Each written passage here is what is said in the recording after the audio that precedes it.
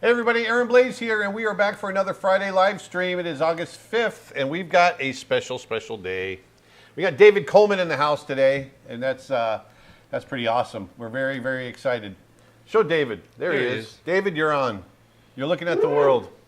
So, last night, you're letting your little Samson locks grow out there, I see. Yeah, man. It's definitely Sam's loss. I'm like a stubborn teen. Wife convinced me to grow my hair during the pandemic, and then now I'm just a stubborn teenager who will not. Yeah, that's how I was. Because I kept it long for so long, and then I finally cut it off. Now I can't get it past my ears before it drives me nuts. But anyway, hey, so David has several courses on our website. Fantastic artist, wonderful animal artist, just all around great guy, great artist. We got a lot of stuff to talk about today, and I'm super excited to catch up because you and I haven't talked for a long time. You and Nick kind of talk a fair amount, but you and Nick and I talk a lot, man. You're too famous. I can't get a hold of you, man. You know? We're making stuff. Hey, you and I are both busy. Antler. That's right. Yeah, actually, speaking of David's courses, right now they're over on our website in honor of him being here today. They're 50% off his two courses, which are animal character design and drawing with dynamic life, energy, and story. Sorry. Drawing with the, what is it? Life, energy, and story. Yeah. Let's see if we can pack some more words into that title.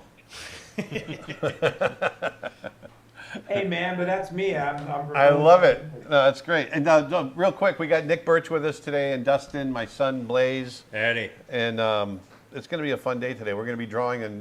David's audio is a little low. Can you get the volume on your system speaker? It'll turn him up a little. Oh, right here, or on the keyboard. Like that? On the computer. Yep, that should be good. All right.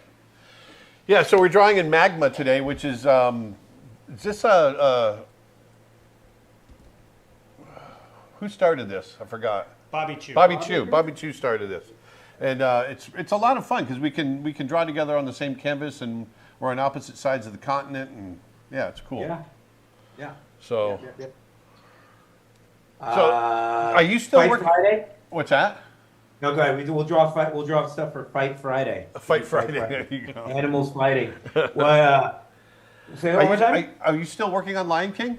Can we I'm talk about actually Lion King? wrapping, like, currently. We're currently wrapping up. Story's finally wrapping up. I just finished. We had a screening earlier this week, ending pretty soon, and for us, and I am. The last thing I was doing was boarded all of Lin-Manuel's songs up until the end, and it was just me in my head a story, for the last 4 or 5. Let's see. 5 months roughly. Yeah. So they kept us, and it was great, man. It's For those of you What that I don't saw- know, I just want to tell everybody, for those of you that don't know what we're talking about, David's been working on the Lion King prequel, the quote unquote live action version or the CG version. correct. And you've been on that for how long now? And you've been doing story, right? Story, I've been boarding on that for almost 18 months. So it And, was actually quite a bit of time, man, because we just script changes, story changes, and Barry Jenkins, the awesome visionary Oscar-winning director and writer, it was all new technology for him too. It's just getting his feet wet. But I'll tell you, man, it's the best quote I could say about it is just not just another Disney movie. I mean, Yeah. it is going to move a lot of people. Disney had the foresight to not just stamp out another remake, and they gave an original storyline to a pinnacle franchise in the hands of a visionary filmmaker in Barry Jenkins, and it's going to move people for sure. And what I've seen is just awesome. Of course, That's we won't awesome. see it for a couple of years, but it's basically it's Mufasa's origin story, and it's like how him and Scar became brothers, how Scar became Scar. It's about all I can say about it. Yeah. Yeah, man, I was pretty honored to be on it. Knowing my affinity for drawing animals, beasts of all different nature, and my fondness and skill for cinematic storytelling, Yeah. it was definitely a dream job. But like, I'll tell you that the respect and passion and admiration amongst the crew probably made it one of the best jobs ever. I mean, Oh, it was that's just great. really, yeah. And I'm hoping to have another adventure with this team. I met a lot of great people, and being able to use like Unreal Engine and put on VR goggles and to get into these sets that they build, of Africa, Yeah. and basically being able to almost shoot my scene like in VR, drop cameras in there, do drawovers. Really great, a great fluid process between the VAD, which is the virtual art department, and cinematographer and Barry and the writer and even the production designer. It was a very good flow. We really worked out a nice pipeline on this, and Were you guys? yeah, a lot of movies are being made this way. What's that? Was there a central studio where this is all at? Yeah, we have a stage down in Little Tokyo, downtown LA, Oh, nice. and it's just the one for the last remake for the remake of Lion King, the original version. Yeah. That was done by Jon Favreau, and that was in Marina del Rey. And I don't know why they tore down that stage, but this one I think it's going to be housing a couple other Disney films. I don't know if they're announced yet, but I know one's taking over it.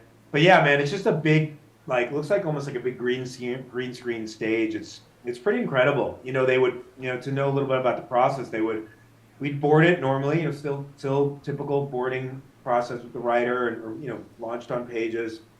Sometimes just an idea with Barry, go off and board it, pitch it back. It still goes to edit, and we still do all of that. Then it's handed off to the animators as like a blueprint, and they animate it, and then the DP goes in there, and as the animation is playing, he basically using like almost like the essential what translates as a real camera. He's got a dolly, he's got a bunch of tracks, he's got a handheld cam, and he goes in there on this stage and shoots it, and it's basically almost like what they've animated is like the actors on set. Is what it equates to, like almost this now takes over more the live action process, and he goes around and is reshooting whatever was almost essentially blocked in by the animators off of our boards, and he can then reshoot, basically everything that was already kind of boarded and animated. So he's picking his angles and everything post animation? Yes. That's yes. weird. That's cool. It's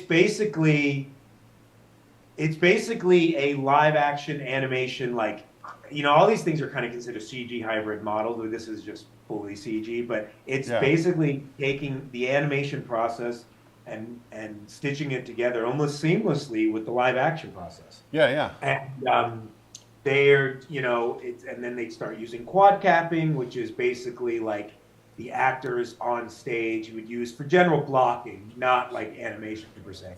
And basically in the cam on the screen, it's added the back legs, so it looks like the guy's walking around doing poses, and it's added back legs onto it. James Cameron's using an Avatar; it's nothing new.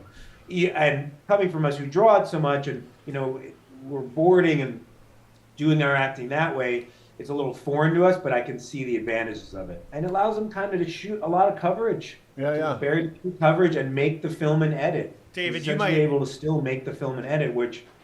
For everyone out there, I mean, an animation, because it costs so much money, you're basically having to edit it up front. I mean, you're doing your blueprint with the boards and editing, and that animatic reel serves as a blueprint, and then it goes to layout, or in 2D days, like workbook and all of that, but to layout and previs, and then animation, and then they fine tune, right? But now it's like, they've kind of now worked into the editing and making the movie on the back end like live action. It's quite interesting how it's all worked out.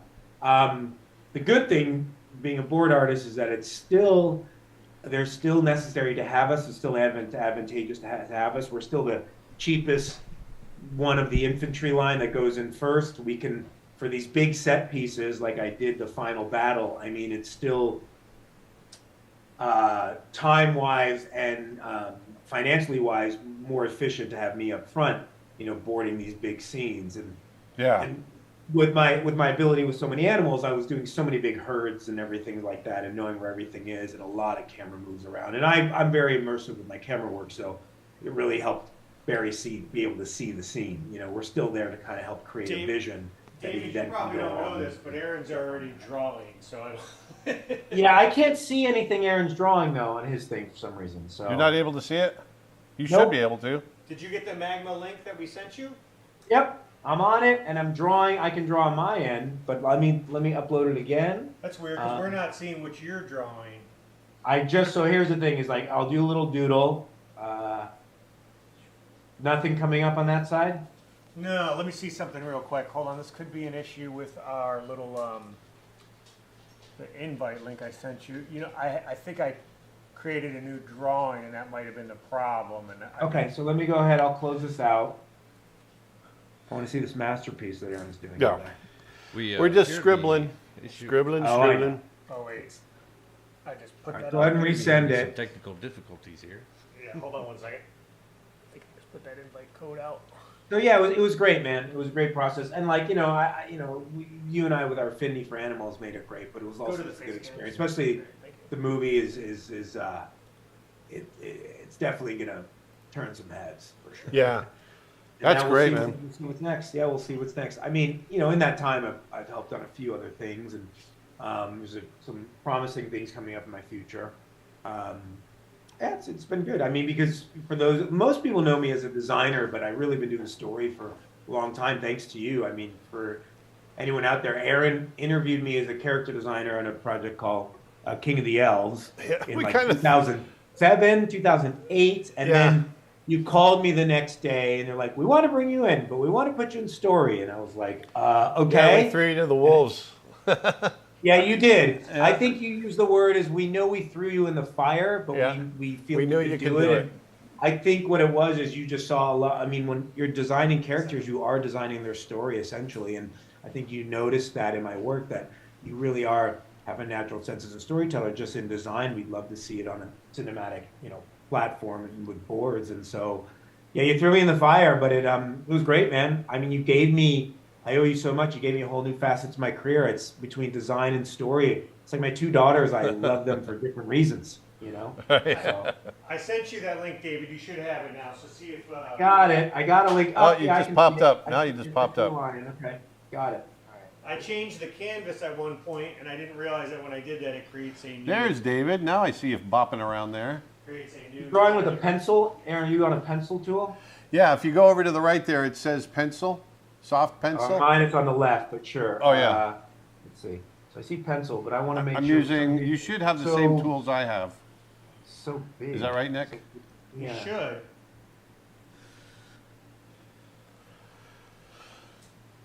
Did you hear that they're possibly in the works of a live action Little Mermaid that's supposed to They're not come in out the next works. year? They're almost done filming it. Oh, Yeah. really? Oh, yeah, they've been doing that for a while. That's actually already done and in the can, basically. Yeah. This And is also I like Aaron. Pat Carroll, who Aaron, is what the- tool are you on? You found a pencil on there? Yeah, well, you should have the same tools I have. I don't know if you go over to if you go into the menu there, you should have a little scroll bar where you can scroll through different brushes. Yeah, I was just trying to see if I could scroll through. For that people one. asking, they're asking what software this is. This is Magma Studio, which is actually now just magma.com. MAGMA.com. .com. Molten Made out of hot liquid magma. He's got a nice sketchy soft one. I want that soft one. Yeah, it's cool. It's I thought a guest would automatically have all the same brushes, but maybe I'm mistaken on that. I mean, we're just in a browser, so you would think they would. yeah. I mean, the ink line. You should just have the ink one there with you too. That one's not bad. I can jump over to that one. This one- No, that one though is an actual brush one. Because on this one, on the pencil one, it just gives me one, and I don't even know if it's the same. Yeah, as and it's yours. not giving you a pressure sensitivity, is it? No, it doesn't look. It's okay. I can check the settings too. I might be able to make some adjustments. But the Can you see anything in drawing over there? You can. what's that? Yeah, see, let me knock this, see if I go, let me go to this one, and let me knock back my opacity, and then we'll add a layer. Then I'll go to my little ink thing.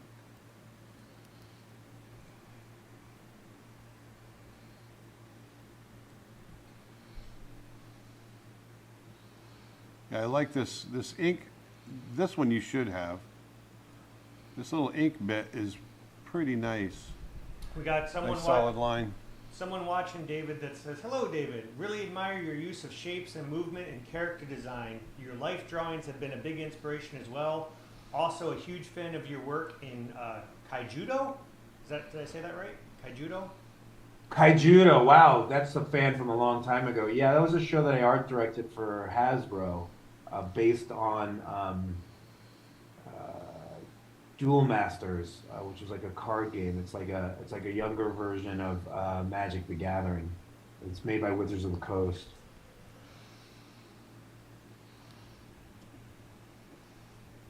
Oh, thanks for getting me on Lion King with you. That was awesome. I really enjoyed it. Giving you a hard time. Yeah, I told Nick I was going to ride you hard on it. Yeah. Man. No, I didn't. You know, I'm giving you a hard time. I know. You're your own brand at that point, man. I know, man. You're right. Next one. There'll be another one. No, actually, I wouldn't have been able to do it. We're so neck deep in what we're doing. That's kind of why I was like, Yeah. but it's. No, there's no way I would have been able to do it. Actually, the Snow Bear project that we're doing, one of these times I want to show it to you. We'll Please do a little screening with you. Okay, so now you're jumping on. Yes, for sure. Now is this one that you're on? Is it like you went to the brush? It's just the regular. It's just the regular ink line. Yeah, there you go. Zonji's asking, is this the first live stream since the wedding? It's No. the first public live stream. Oh, is it? Oh, that's right. No, we've done several live streams since the wedding, but yeah, this is the first public one. Yeah. How do I? Yeah, we've been doing. Actually, if you're a monthly streaming member or annual member over to Creature Art Teacher, we've been doing. David doesn't know this. We've been doing production live streams for our members, and so twice a week, Aaron's been like literally just animating in real time and talking about the shots for Snow Bear. And actually, over at Creature Art Teacher, we're having a buy one, gift one free sale on memberships. That's over 500 hours of art education. Buy one, gift one free. So get something for yourself and send a gift to a friend. Or split the cost and go in on it together. So how was getting the characters to emote and all that kind of stuff? How'd that go on this project? Pretty good. I mean, I pride myself on really getting the subtlety and the acting for sure. And what I saw, I mean, I'm like some candidates, they had a lot of trial and error on a lot of the artists, but Yeah. some candidates things were a lot too broad and it looked too cartoony, I think at times. But for me, it's always like, would a character really act that way? Would you really act that way in that situation? That's always what I ask myself when dealing with story is like, Right. How would you react in this situation? And that really is a great way to kind of motivate the range of emotion you're doing with your character in the scene. And then the stuff that I saw a couple finished shots and it looks pretty good. I mean, it's definitely in a different. It's come very far since the last ones for sure. Right. That was my big question. Well, is that but oh yeah, there's definitely been an advance for sure. I do think that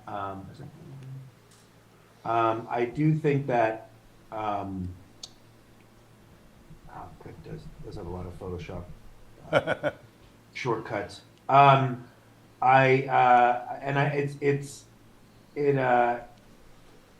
It's definitely going to look a lot, I think, different per se, for sure. I mean, because as we said, it's advanced, of course, as you expected. Yeah. But it's and I think either way, it's still gonna. What's kind of nice is it's still also remaining kind of in that real world feel. Yeah. I mean, I'm curious how broad they're going to be on some stuff, especially like when we get into some singing and dancing lions. How much is going to be shown? How much is that really going to work? Yeah. Did you do any design work on it? No. Just all story. Yeah, I'm a story. I mean, that's what's. I mean, a lot of people go, "Oh, you must have been designing on it." I'm like, no. I was actually just doing story on it. A lot of people know me mainly as a designer in this world, with my animals. But behind the scenes, I've been doing a lot of story. I mean, I've done quite a few live action pieces. Worked briefly on on the side on a movie called Renfield. It's it's an R-rated. Oh, is that movie. is it Dracula? Yeah, it's Dracula. It's like it's like Yeah. a retelling of the Dracula story. Yeah. So that, let's see, that's been kind of fun to do. It just went a totally thick line. Right? You did a bunch on Tomorrow War too, right, with Amazon? And Tomorrow War I did. That was when I was in Atlanta. That was my real taste of live action to that extent. And then Renfield was great because, I mean, it was cool to do like a family film and then do an R-rated movie kind of like at the same time. Yeah. So I would board, on a family film during the day, and then at night, late night, it'd be perfect because late night it'd be on a vampire movie. So it worked out perfect. And just make sure not to mess up those two genres of what I could show and couldn't show, Right. Because there were, and being completely R-rated and dealing with like guns and ammo and a lot of fighting and a lot of blood splatter. And then, even on, I did the villain introduction on Lion King. That was my first actual assignment, and I made the villains a little too scary. In my defense, they were written in the script as having blood on them, so I mean that was removed pretty quickly. Yeah. I love the creature designs in Tomorrow War. They're the white spikes, the white spikes, Yeah, those those are pretty things cool. were They crazy were cool. menacing. They did a good job on the sound for sure. Yeah. Really nice job on the sound edit and making them quite creepy. I think they're my favorite creature designs I've seen in quite a long time. And That's good to hear. Yeah, it was cool. I mean, I only did story on that as well, but I think what's kind of cool, and when you have a good sense of your fundamentals are strong, is what I even preach in my classes. Is when you get into something like story or even design, you don't have to worry about the drawing so much. You can worry about the performance or the right choices for design, and that's why it's so important to really study those fundamentals and get those down. You don't have to think about it too much. You can just go. Yeah. do you know who designed those creatures? Aaron Sims, I think his name is. I think I want to say Aaron Sims. He's done a lot of creatures before. I think he actually even did the Quiet Place creatures. He's done quite a bit. Oh yeah. Wow. David, I saw you were at a screening, or was it the premiere of Super Pets? Did you work on that? Is that? Yeah. I did very early character design on that. I was surprised and complimented that they even gave me credit and it was still at the top of the character design list. Probably just because alphabetical order. I probably just got lucky. But very early. I only did maybe a month on there and stuff. There's a lot of elements of, I don't know the name, but the Batman dog. I mean, there's some of that. There was definitely going in that direction. They jumped off some things I did, as well as Lulu or Lizzie or the villain, the guinea pig or hamster. I forgot really what she was. It seems like they captured a lot of what I originally was doing on that. But I just did very, very early on, so many years ago, like a really long time ago. I think 4 or 5 years ago. I mean, it was. Oh, wow. I was going to say, that one was in production a long time, I think, wasn't it? Yeah, I guess. Which movie? Super Pets. Oh yeah. I think Travis worked quite a bit on that, I think. Yep. And he was on this too. A small stint. Oh. What, on Lion King? Yep. Oh, yep. Not through me, but It's okay. not through me. Don't worry. I didn't throw him a bone over you. Don't worry. That's not what I heard. Probably on. He's going to kill me later, but no, I will regret it forever. I will regret. You can. You probably would have turned it down anyway. That's what I'm telling you. I would have. What are the top safari destinations in Africa? I think the Masai Mara is up there at the top. Yeah. Myself. Next time, David, you got to come with us. 100%. Yeah. I know we spent a lot of time in Tanzania at the time. Kenya was in the state Yeah. of political unrest. This was like 2009, Uh-huh. 2008. And Tanzania was happy to get our business. It was great. We were so lucky because no one else had the same itinerary as us. So we had our own tour guide. Yeah, well, I was going to say, because I went to Tarangire in Tanzania, Hmm. and that was awesome. But yeah, the Masai Mara it has such a high concentration of animals in such a small area. It's really a small area. Mm. And like we'll be shooting elephants in one spot, but then drive like 5-10 minutes, and there's zebras or lions just down a ways. But I mean, there's great spots everywhere. You know, Botswana and the Okavango Delta and all that's really cool. You can go to Namibia and the Skeleton Coast, and that's awesome. And there's Kruger National Park is fantastic. And I mean, there's great parks everywhere. I just want to find or meerkats, the Tamo. Yeah. Yeah, we'll find some of those on the next trip up. But I don't think they're in the Masai Mara, are they? No. Meerkats, south, no. right? No, they're more deserty. The Kalahari. Kalahari. Martinberger's asking if there's going to be more courses by David in the future. Hell no. I've overstayed my welcome. Already. This is what the he last did. time you're going to see me, apparently. No, we're going to have a lot more courses by David. Yes, we're in discussion already, for sure.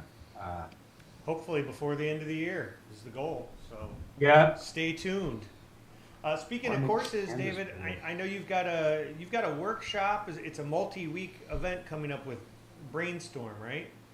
Yeah, so I'm doing for the first time ever, I've been asked for a long time to teach a storyboard class. And anyone out there knows about boarding, it's very extensive. And there are a lot of good courses out there, but I was finally convinced by Brainstorm to do a board class because it's very short. It's just going to be 5 weeks, but it's on storyboard mechanics. I just think there's tons of classes out there that are about story theory and visual storytelling, but this one, although you could discuss story all you want, but this course is going to help you stay employed. We're really going to talk about crafting a scene, blocking in your scenes, how to use camera as a character. We will touch on even all the differences between camera moves. I'm going to have you guys practice a lot of that. Understanding between a regular cut versus even a motivated cut. Talking about the 180 line. All of those things that they kind of brush over. It gets tossed to the side because everyone's so really excited to just talk about. Yeah, you're talking about like cinematics. storytelling. You're talking about cinematics now, which is great. It's all things that are really going to keep you, like I said, employable and be able to contribute on that level. Well, I love that.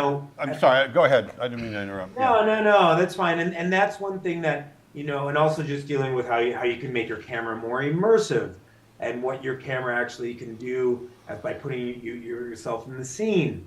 And even things like generally blocking in your scene is like, how can you actually know where to put your characters? Essentially, like any religious, you are kind of playing God in this sense because you're actually able to create something from scratch like we are right now.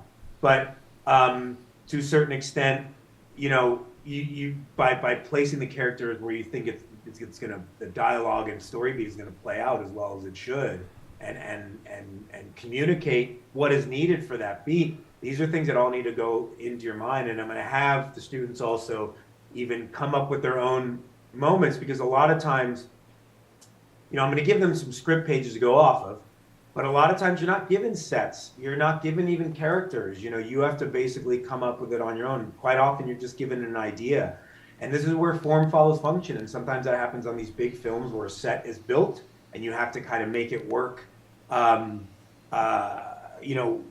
You have to come up with something that will make it work. Well, no, you have to make the set work for the sake of the story. And sometimes it'll adjust as needed, but it will really determine how you're telling your story. As I say, form follows function.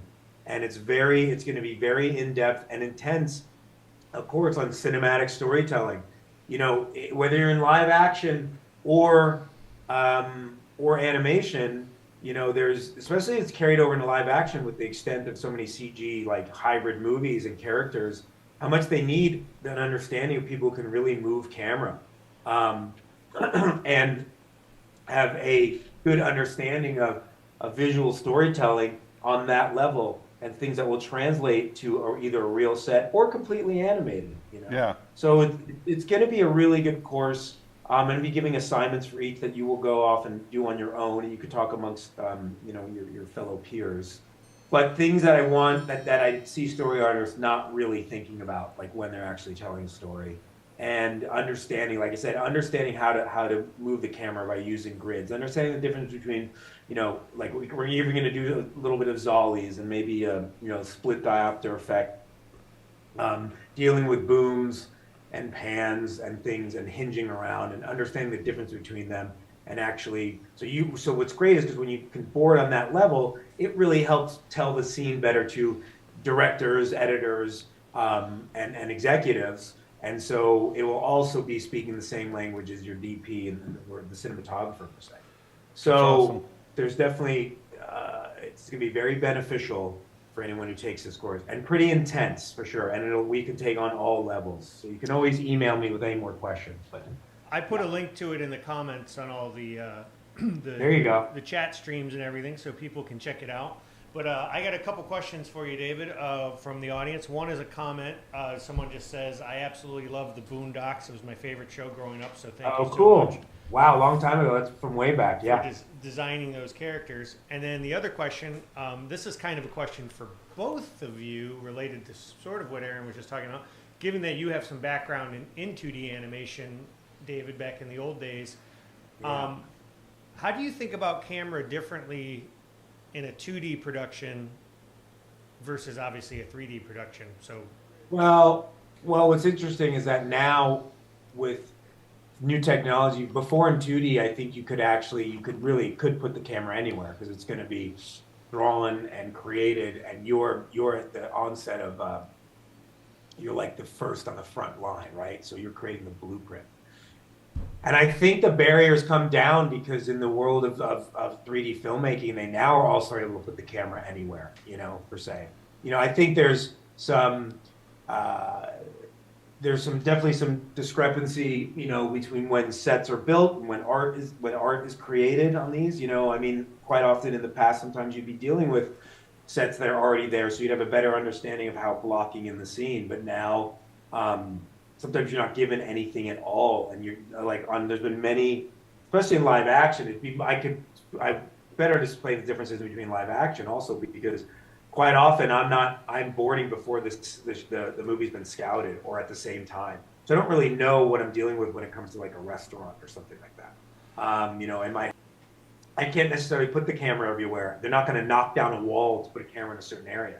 But what's nice in 3D filmmaking is they can move things if the shot works better that way. There is an advantage to being able to have that technology at my disposal. One other thing that's really nice is I think in 3D is that I can get into those sets. Like I was talking with Aaron early on about using Unreal Engine as a gaming platform, and you putting on VR goggles and getting into the sets, which is very nauseating, I'll tell you that much. My God, you come out, you feel like you just want to vomit. But that element is really nice because you can actually go in, drop your cameras, and you can print out some screen guides, draw over it. And what's great is for the pipeline down the road, for the animators, for the DP, and the director, and it really also brings a lot of justice to, or attention, I should say, and shows off the sets of the production designer and the art department. So then they feel like they're very much part of the storytelling process as well. Yeah. So it's nice to be able to do that because I think it's very efficient. Whereas if you're just drawing everything and drawing the backgrounds, it's kind of trying to understand, okay, where is this taking place? Because then they got to go in and kind of do a rough scout and almost what they call chess piecing, where they actually drop in some models and try to figure out where, based on your boards, where the scene is going to be taking place, right? So it's a kind of like it's basically a rough scout where the shots are going to happen. So live action tendencies have creeped over into the 3D animated space on this level. And I love that because, back in the day when we were still doing 2D, it used to drive me nuts when story artists wouldn't think about their sequences cinematically. Yes. They would, it's like, oh, but this is a great gag guy or this is a great content guy. But, Right. and I used to, with students, I really tried to drive it home really hard. The idea that you are the first person to interpret the script into an image and put it on the screen. It goes through, as a story artist, you're the first one. If you want the most influence, then the best thing you can do is understand those cinematics and understand the cutting and all that. That way, if you're putting all that into your shots, into your scenes, it's going to change less throughout. I mean, we had so many, back in the 2D days, and I'm sure some studios are still like this. You'd get a whole set of boards from somebody that it's full of decent content and it's funny or it's emotional, it's fun, but there is no thought to cinematics whatsoever. So then you have to go through and really kind of figure it all out again. And it's frustrating. So as a story artist, it's more than just understanding story. It's understanding the visual storytelling, the cutting, like I said, the cinematics, all of that. And I love this. I love seeing that it's more and more going that way. I mean, I think it helps the pipeline. I mean, it makes it a lot more valuable when you're understanding it on that level. And that's a very good point, Aaron. You guys should listen to exactly what he just said. From a practical standpoint, though, once you pick your locations in 3D, right, the scene, you can tend to move the camera around a lot better, whereas in 2D, the shots tend to be more locked down, don't they? Oh, yeah. It's a lot. I mean, that's why the whole workbook process is so tight, because once it's in there, it's rare that a layout would ever get changed, because you got to animate to it, and that means, you just got to change everything, so it just doesn't happen. Right.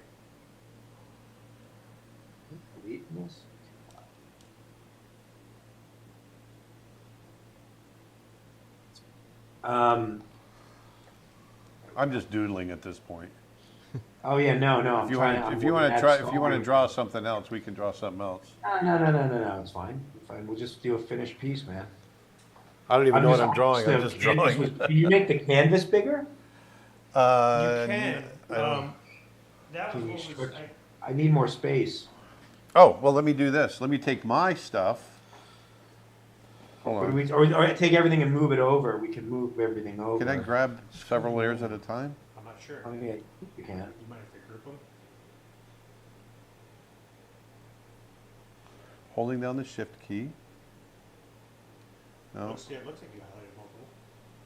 Mine is the rough underneath, so I can move him right in there. There you go. Hey, buddy. No. Here, let's see this. Let's see the mouse real quick. It's right here.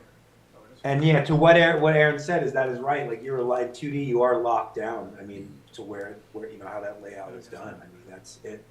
And what's cool in 3D is like they can basically just hit a few buttons and bring the whole set back up if they want to actually almost just like reshoot it per se. That is so cool for them if they want to do extra coverage or anything. It works very nicely. Yeah. What did you press to get that option, Nick? I right-clicked on it. Oh. I just moved him closer. I'm just going to merge all mine down. If they'll let you do that. There. Oh, well, it took away all the multiply that I did. Oh, it did? Well, you can probably Don't worry about it. Leave it there. I'll just put Scar's face in the corner. You can probably undo it, Aaron. Is there an undo?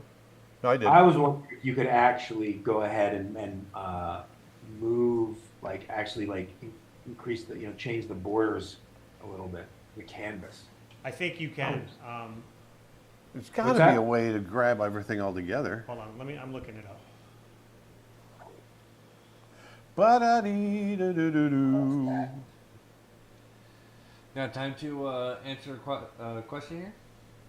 course. This is for both of you from Jade Price saying, "Hi guys, loving your drawings. Have you ever in your careers ever had doubts about yourselves as an artist and how good or great it is?"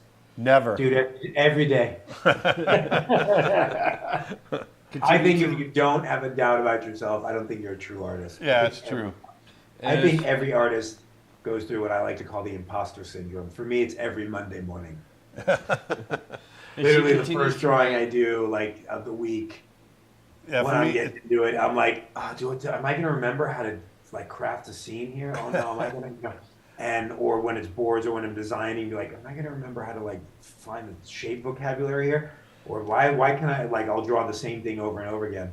And then you just kind of let go and you get into your flow. But I think, yes, there's always a doubt in your career. But, Aaron has also said it best. It's like you can't really compare yourself to anyone else. You can only compare yourself to your last drawing and to your own growth, Yeah. Yeah, I just turn mine off.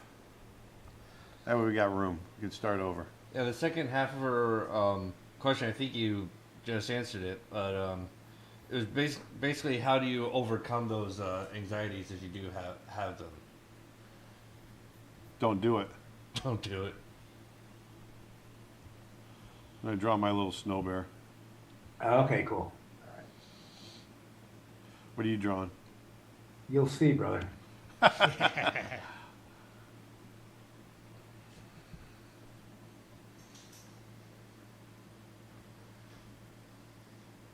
Arturo Garcia is asking David, have you seen a Prehistoric Planet on Apple TV? Nope. Oh, it's really good. It's David. awesome, man.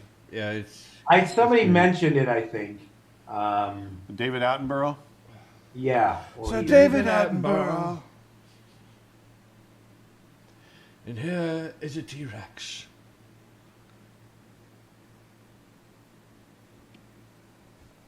Oh, look at that. I like that. You're like, what? I gotta draw, it's a gorilla meets polar bear. We gotta, It's a fight. It's Fight Friday, man. yeah. That's what I love. All right, I gotta get some more energy in my drawing now. There you go. Bring it out. For those, That's what's been nice about it. I've noticed by getting into boards, it's like the way I naturally draw, it really helps because as you've seen, has anyone seen the class I did for Aaron with drawing with life, energy, and story? And the bonus section where I actually board out some scenes, you can see how that type of drawing, of drawing with something that feels alive and understanding the essence of movement really plays well in both story and design. It makes something that was never there to exist to begin with feel alive, and it makes you can understand the movement, whether it's in a single design or when it's taken out into a shot progression of specific frames. And that's something that I really was trying to communicate in that class. And I don't like that one. You know, likey. Yeah, for those You people know, that might have joined late, I just posted a link to David Coleman's Instagram, so you can follow him there and check out his art if you don't know who he is. And Thanks. He's also got multiple courses on our website, Creature Art Teacher. Oh yeah. The one he was just talking about, drawing with life, energy, and story, both of his courses, he's got one on animal character design as well, that's great. Both of his courses are 50% off this weekend only, so check them out, get them over there while you can, get it while it's hot. Dude, I got to tell you, I'm still so proud of those courses, man. And I look back at them and go, wow, that don't suck. These do not suck. They don't. I mean, I suck, but the courses. No, they're great.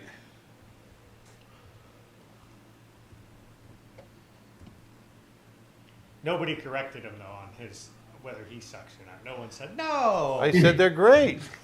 No, Oh, they're and whether great. he sucks. Tell me he's good. Yeah.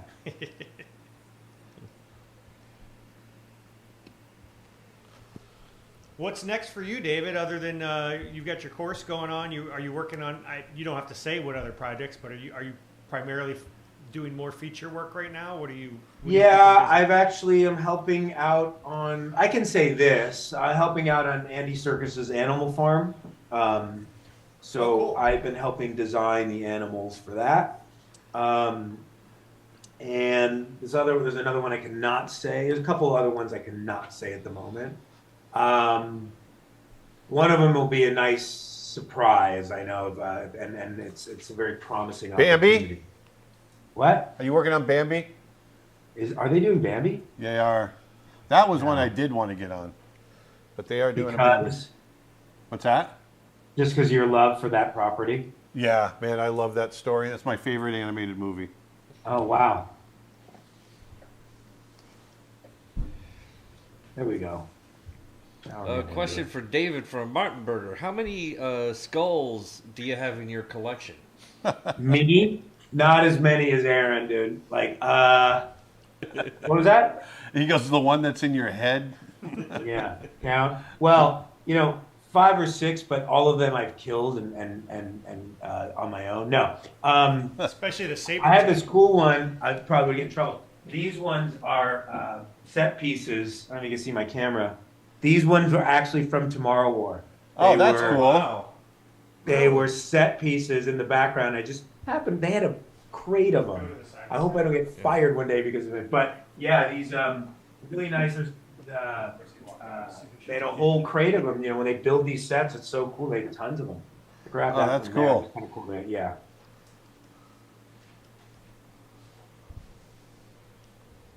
David, what's the most meaningful thing someone has ever said to you about your work? Somebody just said this about my work, and it's weird to use. I've fortunately have had. Well, people probably say some terrible things, but the ones to my face have been more kind than not. I got it from my head of story, and we were talking about my board work because I said, "Oh, how rough and loose it is." He says, "Yeah, but your work is so seductive." I was like, Seductive. I was like, that is something you don't really think about when it comes to art. I said, it does, because it kind of can lure you in. He said, I've never described your work that way. Yeah, me, I know. Especially these sexy locks. I know, bro, I know. Especially when we're together. It'll happen again. But I know that's why you hired me,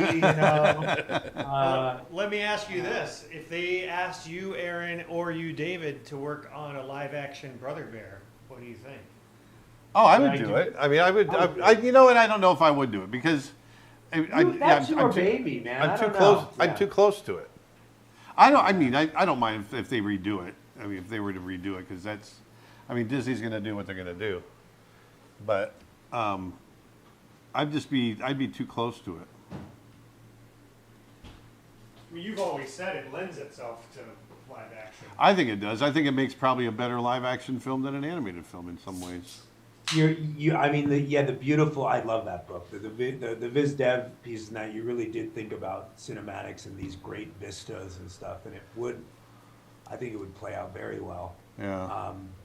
And what they can do with those kind of more magical scenes. Look, they're doing a Lilo and Stitch. I don't know why, but that I think is going to be cool. I think that's going to be fun. It's my they're going to do for sure, but I'm sure it'll still be. It should be interesting. I'm wondering what Stitch is going to look like, because he's this adorable yet ugly dog alien. He's one of the most appealing characters, originals. I love Chris's work. Well, I hope. And I'm just curious how it's really going to play out when they make a CG version of it. I hope they learn, in my opinion, from the mistake they made with the Beast. I think you could do Stitch in live action and just keep him close to the 2D. Keep him as close to the 2D design as possible. I think. Right. Yeah. The Beast thing was just so annoying because they kept trying to make him look better looking, and it's the complete opposite from a story standpoint of why he was the Beast.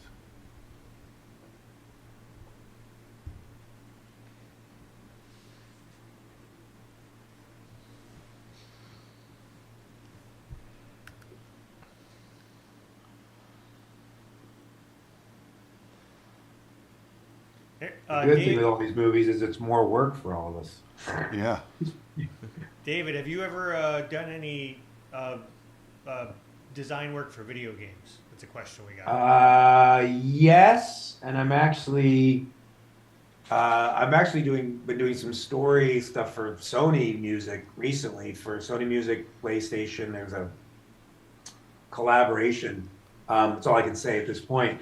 But which I got into things with actually like music artists. But video game stuff, nothing that anyone has seen, and nothing that's ever been made. Just there's getting What's kind of cool though, like as I even got into live action, is like another it's another way to feed my family, but it's another very cool outlet for my creativity. I did design for a long time. Aaron got me into story and gave me a new facet to my career, and then I got into live action. I've art directed a bunch of stuff. Now getting into this stuff with Sony is something completely different. Yeah. I've my apparel line and my all the brand with all the books I've done, and yes, I have to promote my Batman Death Dealer shirt. Hey, nice. My Frazetta Batman mashup. I've had a toy on the market for years. It's a Steam toy that's called Build-A-Bot. That's still going. So there's so many different ways to kind of get out there and have an outlet for your creativity. And working with everyone there, Creature Teacher and Aaron has been awesome. Creature art teacher, dickhead. Yeah, well, it's okay. Sorry, Creature art teacher. I'm off the list now. Manny just hopped on and says, "How's it going, folks?" Hey, Manny. Do you know Manny? Yes. Manny. Yeah, I thought you did. What's up, buddy? Manny. And Martin Berger is asking, how did you guys meet for the first time? Well, I think Travis introduced you and I when you guys were at Cartoon Network, right? Well, what it was my book. He gave you my book at a time. Oh, that's right. You want to talk about that time in your life, it's up to you. I think you were going through some things. You said that book kind of brought a smile to your face, Yeah. My wife was dying of cancer, and she had just passed, and it was, things were not good for me back then. Which book was Yeah, that? and so I think what you'd mentioned is that you'd seen my book, and then Travis had given it to you, and when you told me that, I was just touched. I was always such a fan, and to know that I could be there for you, someone I didn't really know, just through my art, it shows how art can really bridge the gap, and is such a great form of communication and expression of emotion, and it can move someone just like music or anything, and it's very cathartic. And in that essence, my book was cathartic for you, and then I submitted my stuff to Disney, and my book was in the back of my portfolio, and I think you told me, you said to Bob, like, we got to talk to this guy. That's right, yeah, because I was on the review board. Right, and that was how it all panned out. And then the rest is history. And now you're stuck with me. And Aaron's been trying to get rid of me forever. Yeah. And I keep sending him Like checks a to be a bad friend. And, He refuses to go away. Yeah. Luckily, we don't live in the same state. Actually, the last time not the last time I saw you, but I saw you remember when you were vacationing in Port St. Lucie? Yes, Man, that was awesome. I wish we could have spent more time together there. That was cool. You got to come out at all. You came over to the hotel I was at because I couldn't get around. And you guys were busy. Well, I was there for my wife's 40th with her family and stuff, but it was awesome. Well, when we do your next course, David, I definitely want to get you here in person and film it. I think it'll be a lot of fun. That sounds great. Yeah, Aaron, I mean, without making it public, I mentioned a course idea to Nick. I don't know if he relayed it to you, but... I did roughly, briefly, but we didn't, it was literally like a 5-minute conversation. Yeah, you were getting married. And I love it, so let's talk more about it. Oh, great. Okay, great. Awesome. You guys were doing a cooking course. I just want you to know that's what it is. It's a cooking course, yeah. And Manny says, Africa next year, Aaron Blaise? Yeah, baby. If I get to go. Yeah. I want to, also that was the Yellowstone trip, or was it Glacier? Yeah. Well, we're going to be out there. We're going to be out in Yellowstone and Wyoming in September. You're going to be at Lightbox, right, David? Yes, that's October. Yes. Yeah, we'll see you there. We're going to be there. I mean, yeah, I pulled out of Comic-Con this year for the first time in 15 years. It's just so much. That's a big deal too, right? Because once you're out, you lose that spot, right? Yeah, I don't know if that's the case anymore. I think that's true, but there's been a lot of changes over the years, and I may go back in at some point. But I was on 6-day work weeks at the time, and I wasn't gonna. It would have been heartbreaking to me to be replaced on Lion King for that, and to take time off in the summer to go work when I should be like vacationing with my kids and stuff is.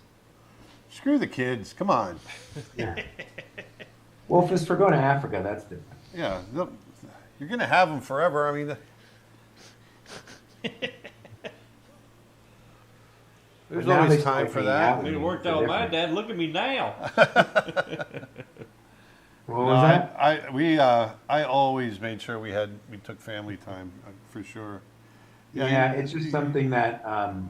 Well, I can't look at old photos and videos of the kids without crying my eyes out. Oh, I'm sure. I mean, there's something, and they still like hanging out with me, you know, there's a little bit of a FOMO because they're now at that age where they are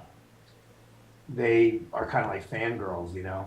But look, I was able to go to Yosemite with them because of it, and able to take the project I'm on to the next level, and you know, it's just time to evolve. It's just a lot. It's a lot of work. I started stressing out about that show in like January about what am I going to do for it and all this stuff. But it's nice to still have and to worry about hotels and everything. Yeah, it's a lot. And then I had a big booth and to scramble and get help, and you know, I'm sure there's a lot of people. Yeah, I'll help you. You know, if you want, you can always reach out. For people that don't know, real quick, David, before you go too deep into it. No, it's okay. It's not really for people that don't know, one of the reasons that David goes to Comic-Con and all these stuff, he showed the shirt that he's wearing earlier, but he has this whole cool lineup of awesome David's Doodles t-shirts, essentially, and they're really cool. And when you go, like when you were at Lightbox and CTN and stuff like that, you've got like a big booth. It's not a little... No, yeah. Lightbox was a corner one. I guess that was the last time in person, but just doing a table this time and decided to kind of scale back on some things. I just, you know, I'm one person, man. I mean, as much as I'm my own brand, it's a lot to handle. Well, things evolve, you know. So my point is those larger booths. I mean, we've done a little bit of that stuff here and there, nothing to that extent, and that's with a team of people. That's a monumental undertaking, setting up something like that. So I appreciate the recognition of that. Oh, for sure. Yeah, you know, so I totally get scaling that back for sure. You know, especially if you're as busy now with your main story production, it's like, you know, it's a lot. I mean, it's definitely a lot, and it's, you know, every year my wife's like, "Well, let's go do this." I'm like, "I can't take time off. I got Comic-Con." You know, it's just after a while, it's pretty. You know, exhausting to have the same, it's just the same thing every year. You know, but I think it's one of the things, like I may go back, but just on a smaller level, you know. But I'm still keeping my hand in it. I'm still going to do Lightbox. I think that's a great show. I'm going to do, you know, I still do the LA Festival of Books because it's something that's completely different. And a different demographic. I really enjoy that one. Especially the day comes I actually ever do another book again. Which I was going to say, you've got several books on Amazon, don't you? Or is that where people should? Yeah, I've self-published like 7 books now and stuff, but it's I just haven't done them. You know, and I haven't done one in a long time. I mean, I have plans, but it's just, once again, I cannot do it all. You know.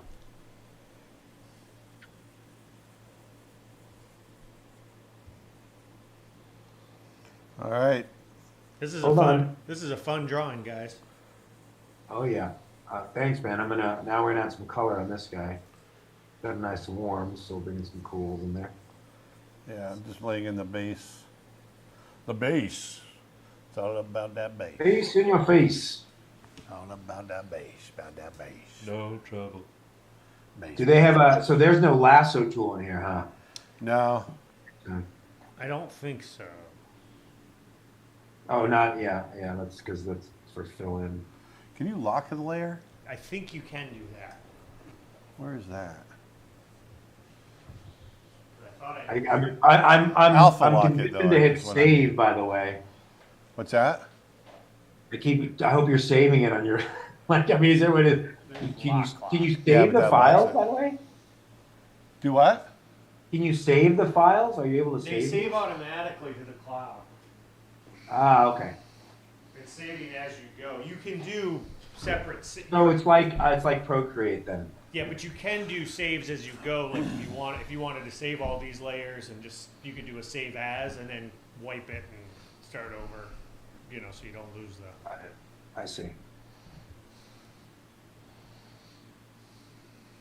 Because that's what's nice when when I use Procreate. When I'm on the go, I'll take my iPad Pro and I'll use Procreate, but then I don't have the advantages of an editor like in Bridge. I usually use Photoshop for boards and stuff, but I have this thing called Sketch Desk where the iPad fits right in it and it creates like a big Cintiq tablet like surface, and then I use Sidecar and I just set up the iPad as like a second monitor, and it's almost like a mini Cintiq. Ah. And I draw on it that way. It's great. And I just still use Photoshop. It is a little bit buggy sometimes, but it works pretty well. I really like the Apple Pencil. Because when I go back and forth Procreate, I have to remember I've drawn over panels before. If I don't duplicate the panel, oh my God, it's just so frustrating to kind of have to remember the shortcuts and the workflow differently each time. Yeah. So it's better to kind of just be able to use it as like a on-the-go Cintiq. Do you the question on YouTube? Do you find any latency, David, when you're doing that? Yes, for sure. Especially when using the iPad as a second monitor, using Sidecar to hook it up to my MacBook. I do. And it's intermittent, unfortunately. I don't know if it's a drag because of the pencil or it's a file size. Sometimes it's more than the other. It happens more than the other, but there is definitely some latency. That person, I assume, is experiencing the same thing. Yeah, I think they were curious about maybe trying it. I think they were trying to figure out. Yeah, I mean, but for me, it's because that way I don't have to kind of think about a difference in workflow. I can just kind of go and still do the same thing. It's just a smaller scale. Yeah, we got we have one of those Wacom ones, or is it the Wacom one, the newest one, or which one is it, Aaron? Yeah. Is it? It's like a travel Cintiq or something. Yeah, it works great. But it's nice 4K. But it's a 16-inch. But right. It's basically the size of an iPad, so we just carry that with us now. So. I hardly ever use my iPad. It's crappy. What's that? I hardly ever use my iPad. You better practice because we're doing some workshops with Procreate at Lightbox. I know. Oh boy! So Procreate asked you to do that? Yeah.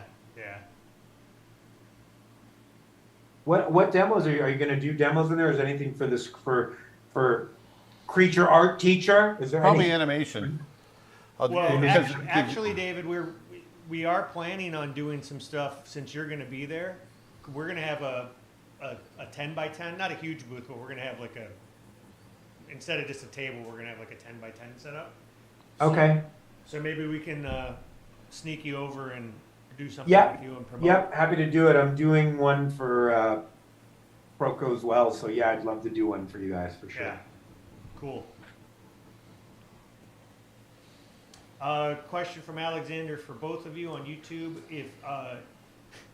if you could be an animal for a week, which animal would you choose? Eagle or falcon, anything that flies. Anything Condor. fly. Anything that would fly? Yeah. Condor, albatross, Gnat. A fly. no see 'em. And then you guys, you've answered this question before, but it's obviously from a new viewer. Do you guys know who Kim Jong-gi is? That hack? Yeah. Yeah, I'm gonna go with you. Yeah, he's a good guy. The guy is brilliant. He just goes. Just like he just starts with that. I mean, God, it's incredible. His brain is wired differently than normal human beings. Yeah, I mean, I can't even begin to fathom. Like, it's just,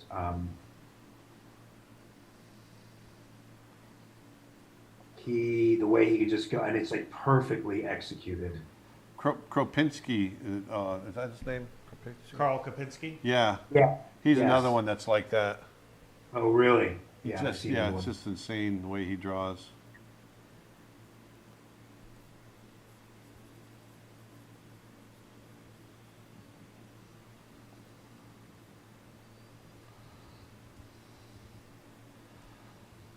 Amazing stuff. Incredible.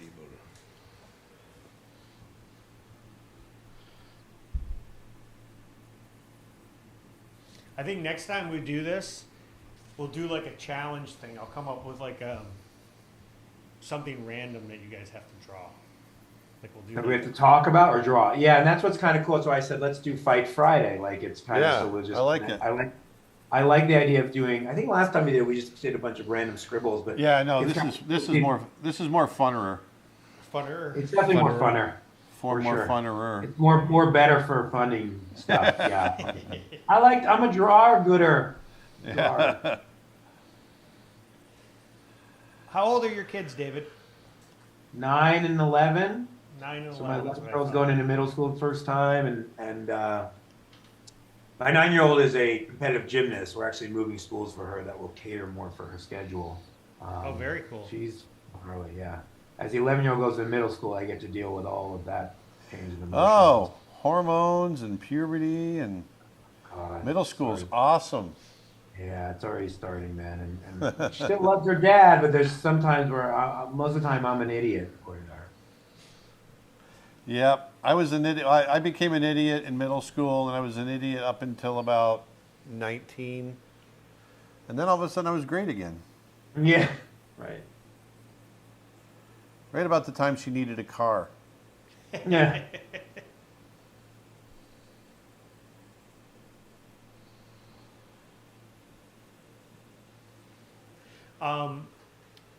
Someone asked us, and they're asking about Magma, and I'll go ahead and answer this.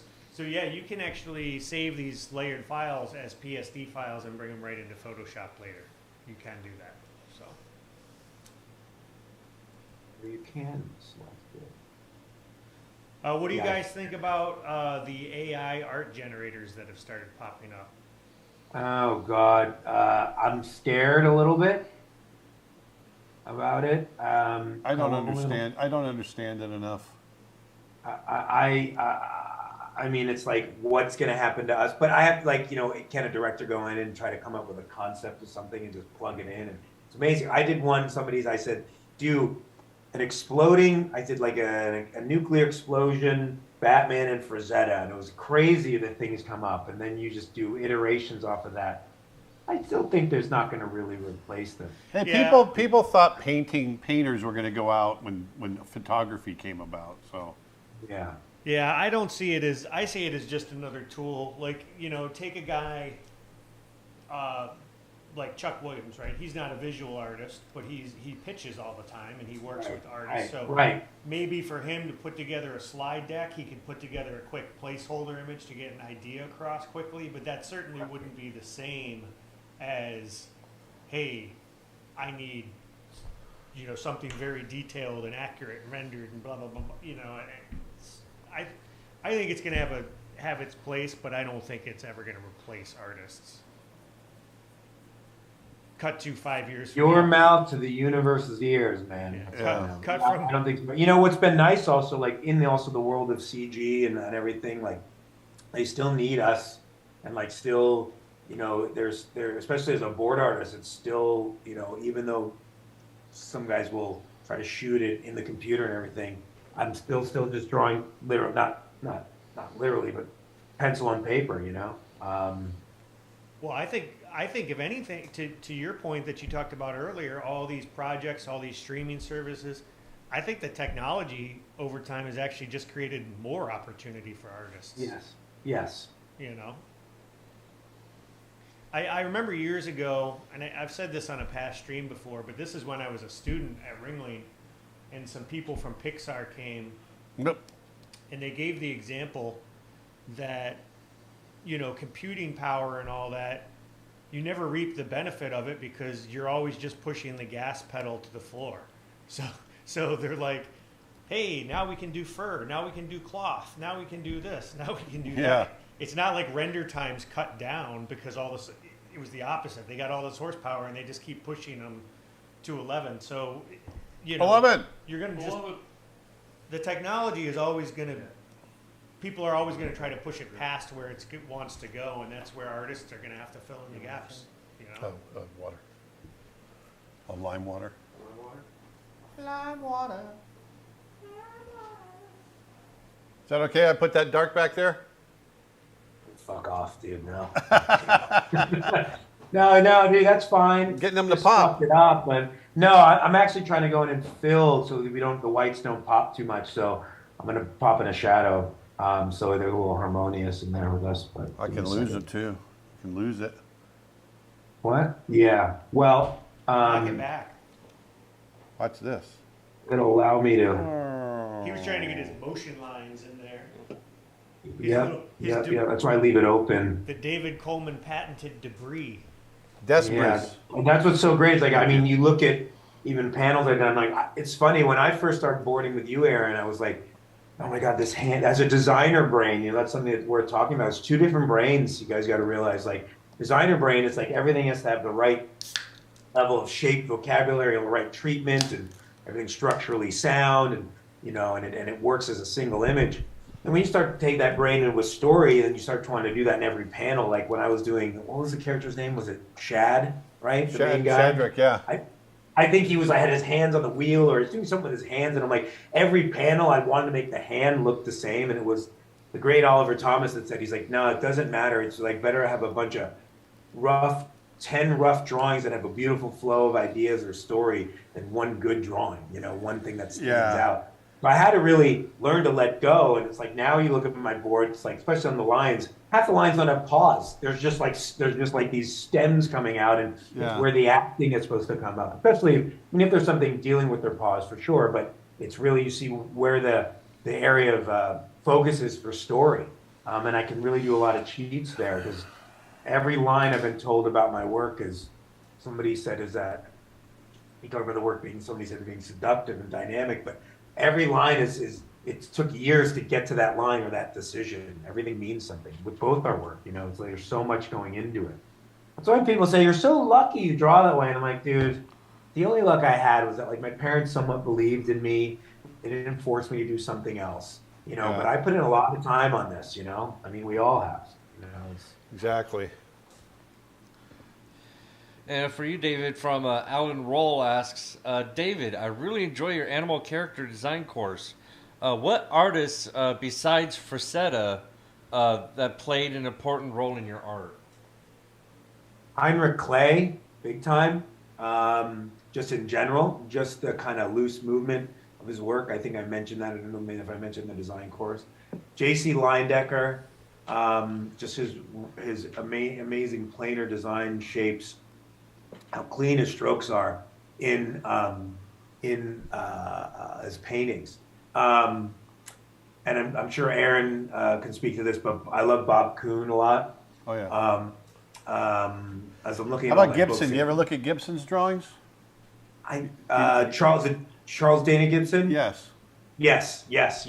Early on in my career, yes. That'd be funny if you went with him. No, never mind. I always loved Froud's work early on. You know, it's not even like so much designer. Big fan of Milk Hall. Aaron's work always speaks to me. I have a few of his pieces around my studio right now. Claire Wendling, another one. Pretty funny. What's that? You said Mandy does a great Claire Wendling impression. I think unfortunately she's sick, actually. Oh, that's too bad. Like 6, cancer sick. Benjamin. And clear on this end. Pick up for a second. I don't know where. Benjamin on Twitch says, David, I love how loose you started and now how you just keep refining it and refining it. It's really cool. Thanks, man. I appreciate that. Thank you. I think it's important each time you're not just going over the same line and you just kind of keep. It's not like And it's like sculpting, and you throw a big slab up there and you cut back into it. You know, you kind of refine as you move forward. Yeah, and I think somebody in the past said, "Oh, David's work is too loose for me." I'm like, "Yeah, but it's all the thinking and all the structure that's there. It's like you can always get it to this level, you know." And if you've ever seen any of my like character design work, it's always more refined for sure. But thank you very much. So is there a multiply layer in here? Yeah. You just right at the top of the stack list. It says normal. You can see. I see. I got it. I got it. Awesome. A question from YouTube. Aaron, when I'm learning to draw anatomy, I doubt myself and think maybe I'm drawing wrong. How do I stop doing this? Draw it right. Stop doing it. No, I mean, when you're starting out, of course, you are going to draw it wrong. That's just how it works. We all drew it wrong again. And over time, you just get better. I mean, David and I, we didn't pop out of the womb drawing. No. You know, and there's something to be said, like, you know, as I've said in this class, I'm sure you have before, I'm like, don't set out to make a pretty drawing. Set out to learn. It's a process. It's a journey. And it's almost like wouldn't be worth it if you could just pop the pill in Matrix and you would just be amazing. You know, it's like there's something very rewarding, gratifying, seeing how much you've grown. I always like to look at old sketchbooks, and I'm like, wow, it's important to keep those because you see how much you've grown as an artist, and it validates all the work and time you put in. You know, and the doubt. I think they use the word doubt. That's so normal. I mean, that is, like I said earlier, we go through that. We also go that. Professionals go through all the time. Aaron never does. He's perfect, but everyone else, it's pretty. Yeah. It's never doubt at all. Now, the one thing I do say a lot too is so much of what I do as an artist is it's not being able to just draw it perfectly. It's knowing and being able to see when I've drawn it wrong, because every drawing I'm drawing, I draw something wrong and I have to correct it. Somebody said, an artist said, anatomy is not there to draw the drawing, it's to keep you from fucking up. Yeah. You know? It's really what it's for, you know? That's a lot of spittle. Yeah, I noticed actually over here on this desk, Aaron, there's a bunch of little spit sparks. That's because when I talk, I spit. Yep. Oh, my monitor is... My Cintiq is just covered in a thin, dried layer of saliva. Ugh. Yep, same. Fluffer I and think even My DNA is all over this room. I think certain areas of my keyboard and my laptop is on the same boat there. Yeah.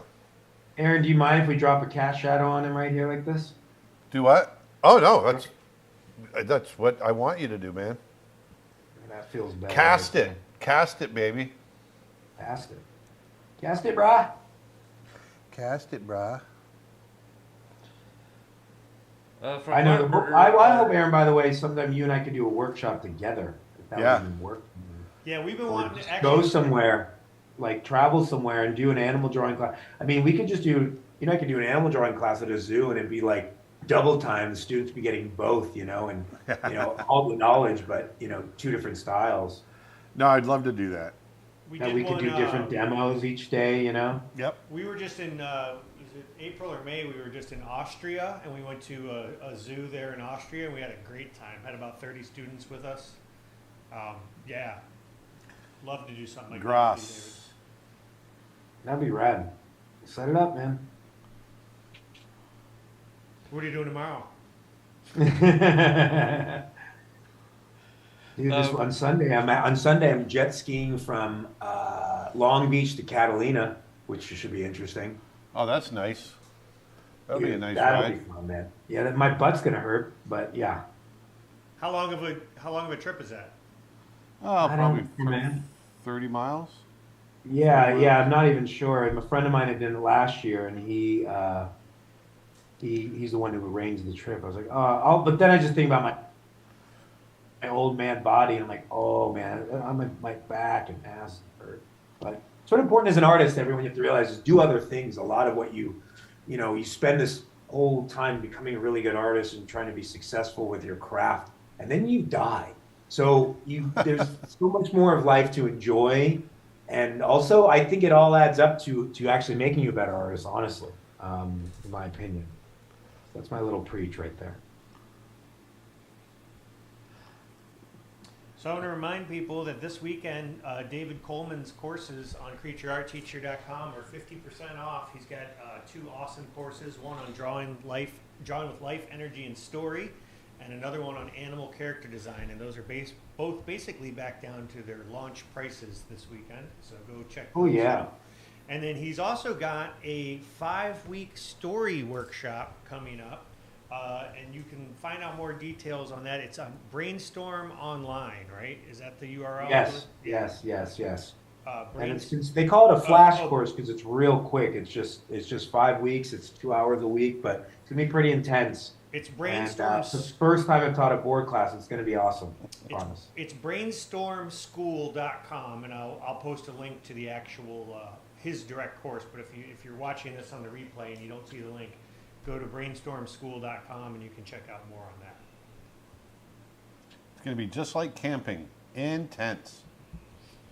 Oh, dude, so we went to Yosemite. It's great. We were there for 5 days. I mean, every vista is like a painting in Yosemite, you know? Oh, it's incredible. And we went with like 30 other people because we went with a family, and then all of her families were in housekeeping camp. We were in camping cabins. But dude, it's a lot of work. I mean, we even in the cabin. I mean, we cooked a meal like each night. A family would take a meal or something, and it was great and cook for everyone. It was great. But it just felt I would always go. It was exhausting. Between my running and hiking, it was like 40 miles.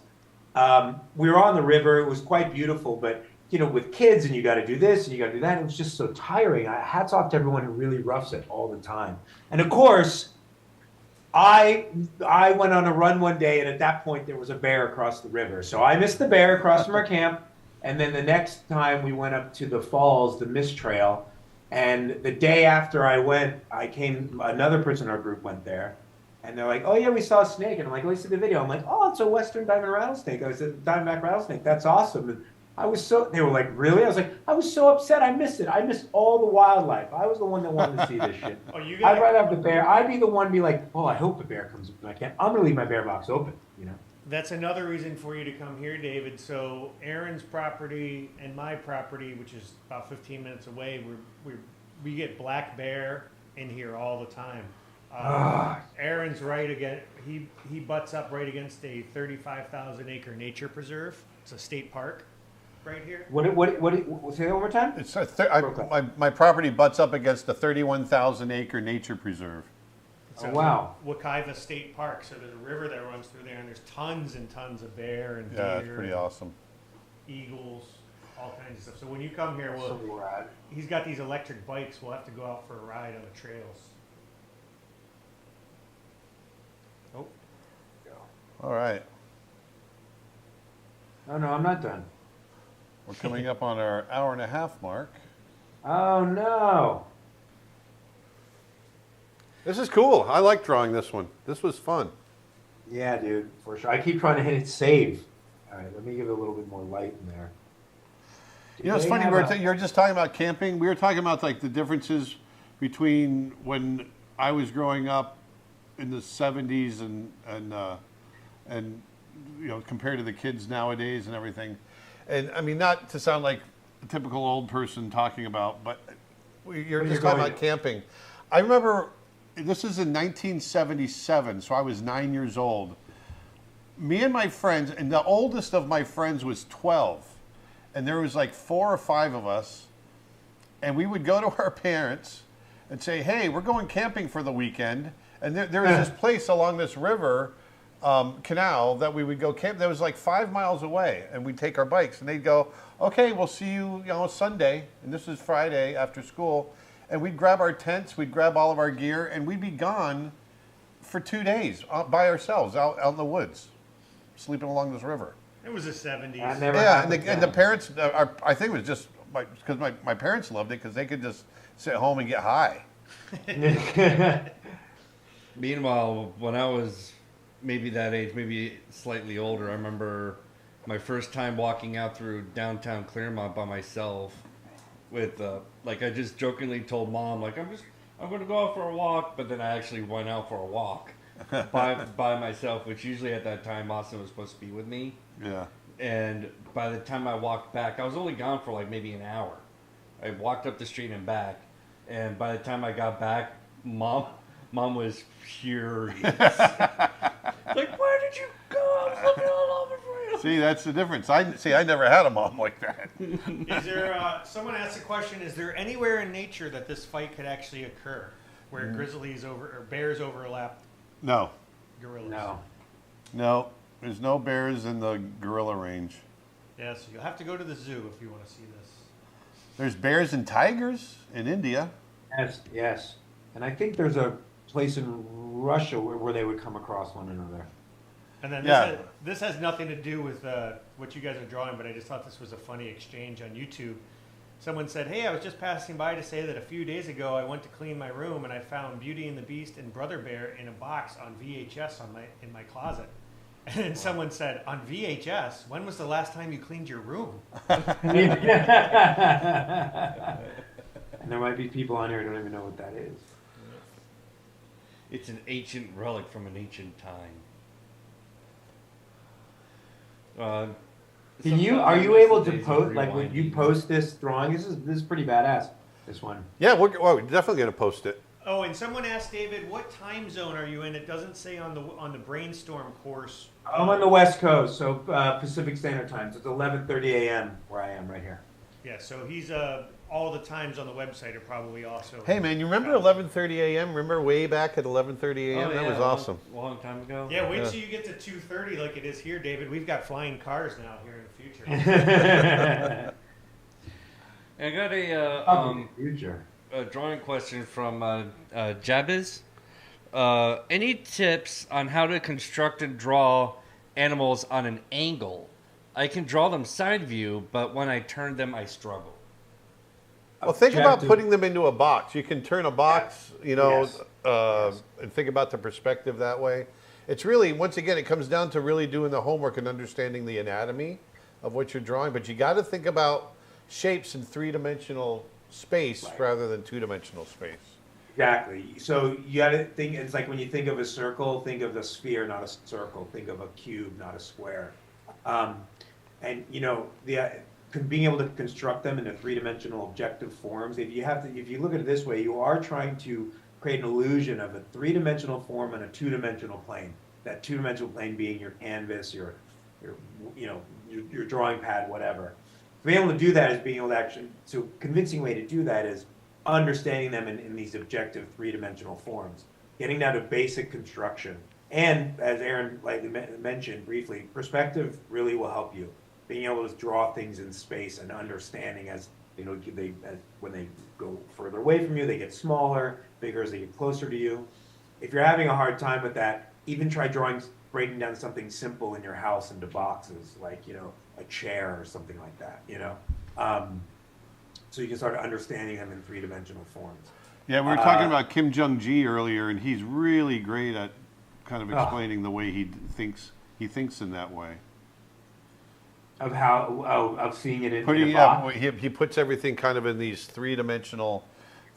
Well, he thinks of everything. If you look at his big illustrations, they're all done in three-point perspective. So he thinks of everything in kind of a three-point perspective box.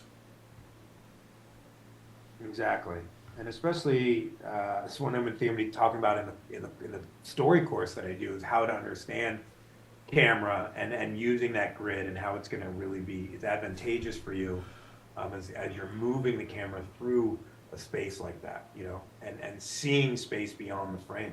Yeah. By picturing it in a three-point perspective is a very good way to do that as well. It also makes it a lot more dynamic, you can be able to understand in a 3D space like that.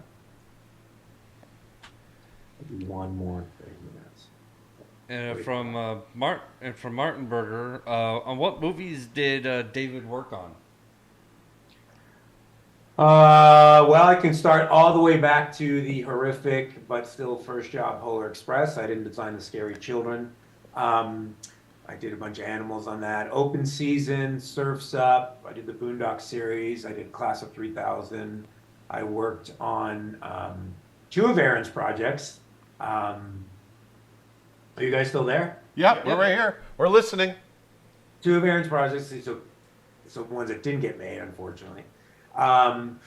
I've worked on a lot of things that gotten canned, but I think the ones of recent years, like I did Doolittle with Robert Downey Jr. I did Tomorrow. You and I worked on Amusement Park. Amusement Park, right? Remember that? That's right. Yeah. Which came into Wonder Park. Oh, that's what it became. Yeah. Yeah. Ugh. Yeah, I know that was a rough one. Could have been so much better. They really messed that one up. Well, this is what I always tell everybody, that people that are so quick to criticize movies, especially in a forum where there's other filmmakers, everybody works just as hard on a bad film as they do on a good movie, and it's And we're a little bit more forgiving. It gets really hard to make a movie, and there's notes coming from everywhere. And at the end of the day, you got to really, listen to what the executives are saying. They're the ones, paying you and everything. So, and that's a good. I think I've seen you mention that before, and a lot of people work very hard on it, so don't be so quick to criticize. yeah. As I continue to bounce around, in a movie called Tiger's Apprentice being made at Paramount. I worked on Ron Howard's Drinking of Treehorn, which is not out. I think it's been announced, so it's okay to say that. There's a movie with there's a lot that I've done that have not come out yet. I did Rumble at Paramount. Renfield is coming out on Universal. This Animal Farm movie. God, it's funny because I work on so many things also at once that there's one at Skydance. I don't think it's been announced. I can't talk about that one. And I'd say probably of all the things I work on, I don't know, maybe half or at least 30% never see the light of day. Yeah, I don't think people realize the failure rate, the green light rate to all the way to production rate is a lot smaller than people have. Just because something's green lit doesn't mean it'll ever actually see the light of day. I think that's why I'm sure you've followed the news how they're canning the Batwoman or Batgirl. I was just about to. Batgirl, yeah, because it would have been. They don't think it has the same. They're going to lose more if they continue to make it, which is just crazy to think. Yeah, but from what I understand, it's already. It's already edited, already cut, already ready to go. But I guess I know, but marketing is twice the price of budget. You got to realize that whatever they spend on the movie, they'll be spending that in marketing. So they think it won't make the money back. It's a real shame, honestly, and it really. I mean, it's almost got to be. It's got to really hurt those filmmakers' feelings for sure. Oh yeah, they're definitely bummed. It's very rare to hear about a movie getting that far. Yes, you are right. Yes. At that moment, so I think that's why it's such a big news right now. That and it's DC. It's a major property. I mean, it's not exactly. like it's not like some little art film. Michael Keaton was reprising his Batman role in that film. He is, yeah. I mean, J.K. Simmons in it was no small potatoes, man. Yeah. Well, that sucks. Well, he's going to be Batman also in the Flash movie. Although that movie's kind of a weird thing. I'm done with Flash. Yeah. Done with that guy. But bring up the character or the actor? The actor. What's his name? Ezra something or other? Yeah, he's a piece of. There's been a bunch of weird. He's a bad guy. Yeah, that's what it sounds like to me. Yeah. But light things back up. Hearing your work history, you mentioned Surf's Up. Yeah, that's one of my favorite non Disney animated movies. Oh, that's great, man. Yeah, I just love the way the way the camera work was done on that one. Very documentary style. Took a little bounce light. And love the water effects. Who added the blood? Was that you, Aaron? What's that? Did you add the blood or did David? I did. I'm just trying to find things to add. Yeah, no, I actually like it. It's funny because someone asked earlier, "Are you guys going to add blood?" And I didn't ask you the question because I was like, blood. Maybe he's a vampire. Bleh.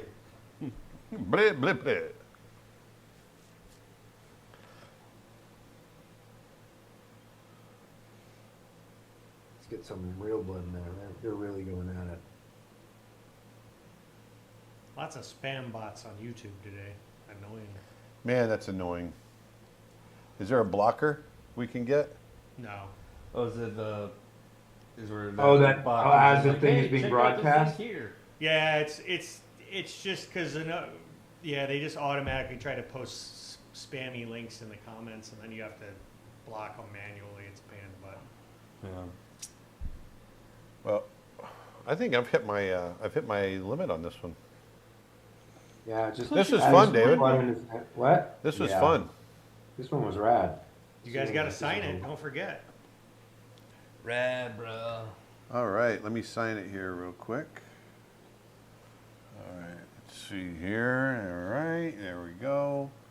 We just do There we this. go. He's got a lot more blood on him now. All right, here we go. Next time we do this, David, I'll see if I can bring some different brushes There we go. too for you. How's that? Perfect. What was that? What'd you say there, Nick? What, my man? What'd you say? I said next time we. Sorry, there's a lag, so I just saw what Aaron did. Next time we do this, I'll see if I can figure out how to get you guys some different brushes beforehand, so you can. Oh yeah, all good, dude. All good. Like, I like this. You should. Hey, real artists don't need special brushes. You should just write right into the bear's head. Aaron was here, or Aaron Blaise. What was that? Dustin was just saying we need to write into his head. Aaron was here, Yeah. but I added blood on his muzzle. I hope that's Yep. okay, Aaron. Now there's just Needed it. blood everywhere. Now it's too bloody. No, it's not too bloody. Really? It's too bloody? No. no. Manny just wrote, said, "Have a good day, dudes." Hey, Manny, I'll be All calling right, Manny, you later, brother. I'll be All calling you soon, Manny. Next trip for sure. Yeah, did Thanks. you sign there, Aaron?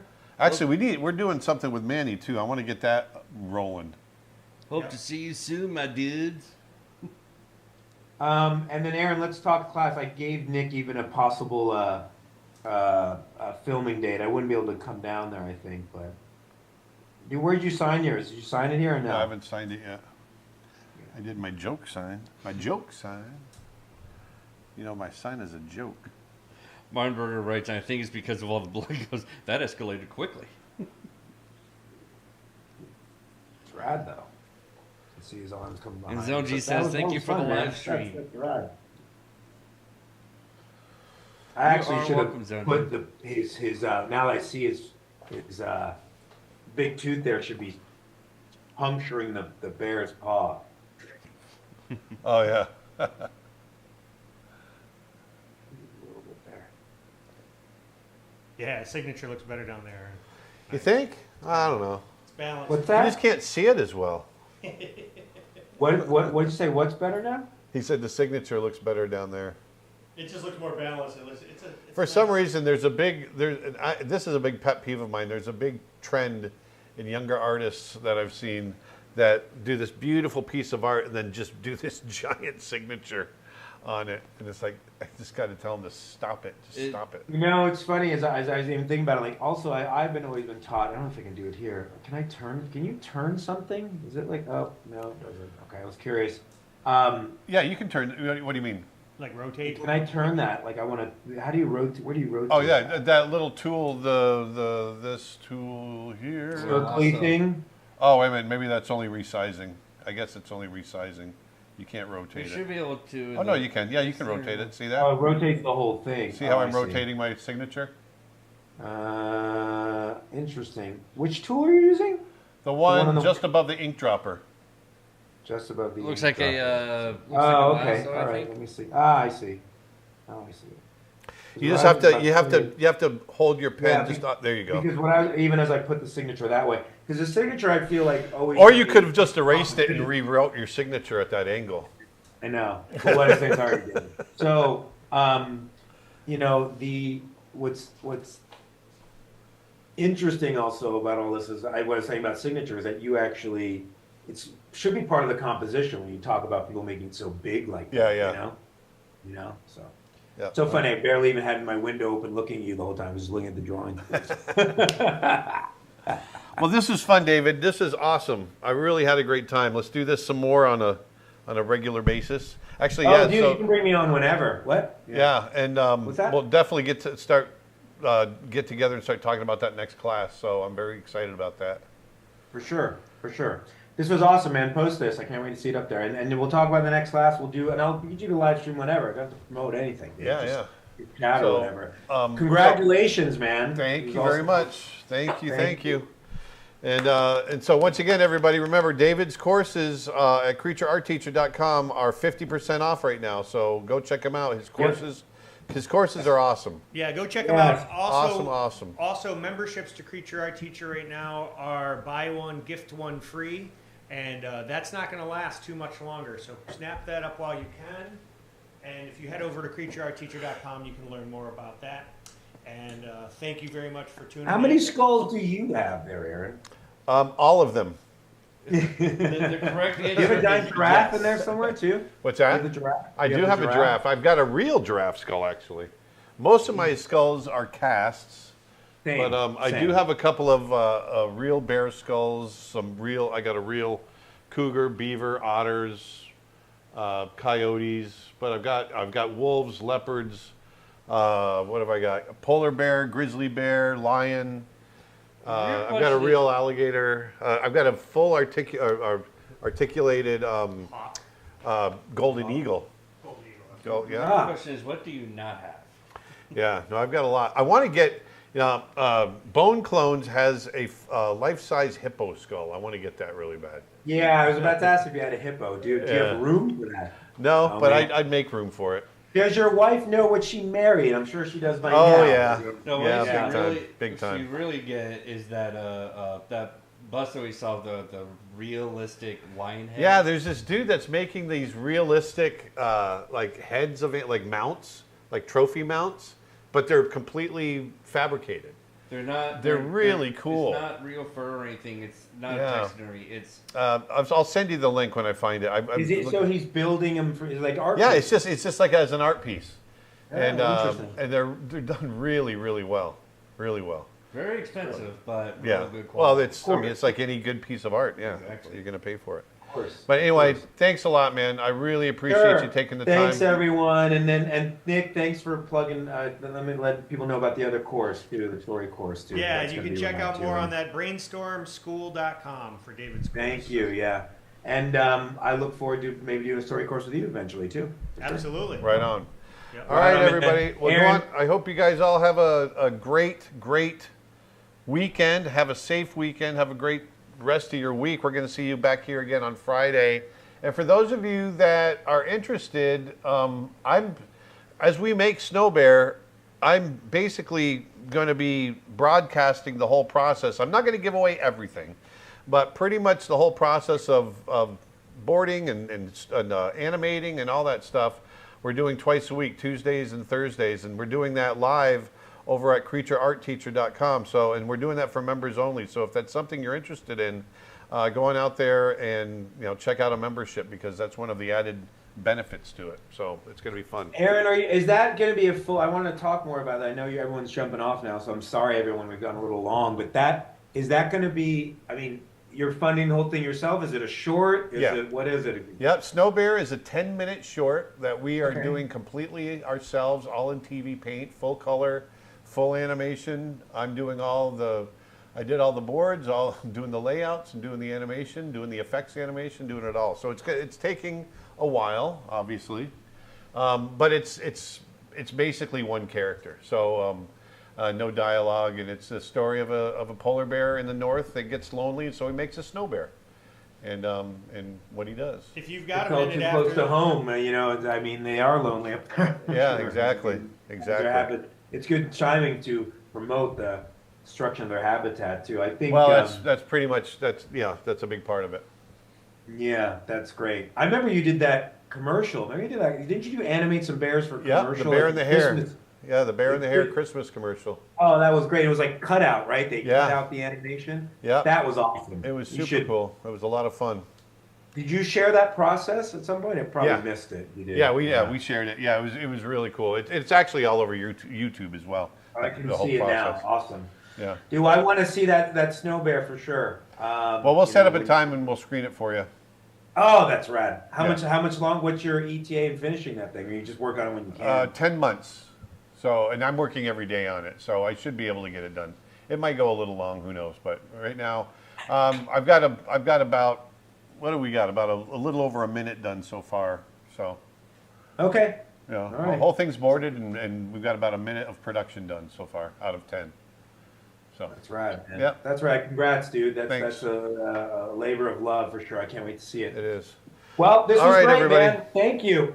Thank you, everyone. Aaron, that was awesome. And I hope to see you again real soon. And we'll talk soon about possibly shooting that class real soon. All right. So All right, we'll everybody. get on the horn. Talk to Okay. you next week. Going out, put some beauty back in the world, make someone's Congrats life better. again, Aaron. Thank Congrats you. on your wedding. All right. Thanks. And we'll talk to Love you you, guys brother. later. Thanks. All Bye. right. Bye, everybody. Cowboy All Bebop. right.